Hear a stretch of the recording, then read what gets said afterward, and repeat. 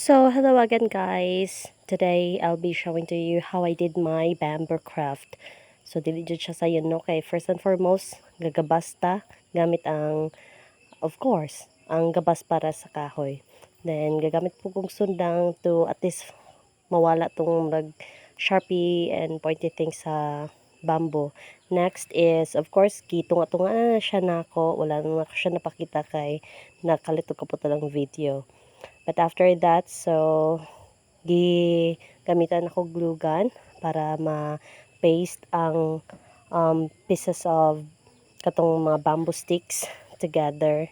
So ano lang siya, papilit lang na ako siya, paabot nga uga. After that, so I used the ribbon para mas ma-tighten pag yun ang bamboo sticks together. So gitagos na ko siya sa layo.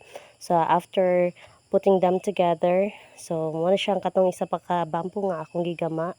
So later on you will know what's the purpose of it. So after that, of course, gipantala na nako siya para nice siya lang tawon og to add more colors para dili ka siya ingon lousy or as in plain nga bamboo ra jud siya, no? Kay lain kayo plain lang. So dapat tapoy at least gamay nga colors para lively siya gamay. So nagnaning lang ang inahan, paintin ha, paintin to, rotate din here, rotate dito. So naning kay dagway. Anyway, so after mapaint na ko ning pinaka main nga kuan nato. So later on you will know what's the purpose of it.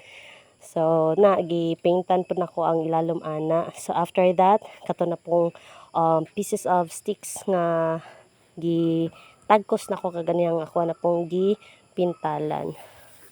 So paint lang hantod nga mapaintan ako siya sa tanan-tanan. So samtang paint ko nino, of course nag time lapse lang ko kay napukoy other matters nga ginahimo. Of course, ga-create po ko ning bamboo. I was also doing my seashell craft. So, duplicate siya ta aning panahon na. So, yeah, muna siya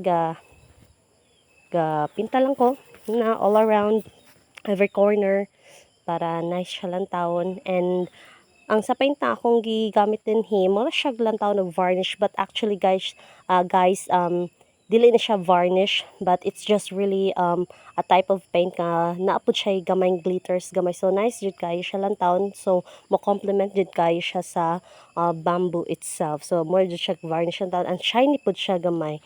So wala lang nako gi-apply ng paint ang luyo kay murag na hapit na gyud mahurot ang paint nato din ha. So gisiguro-guro jud nako mayong atubangan. So now guys, I'll be showing to you my final output. Ta-da! Hope you like it.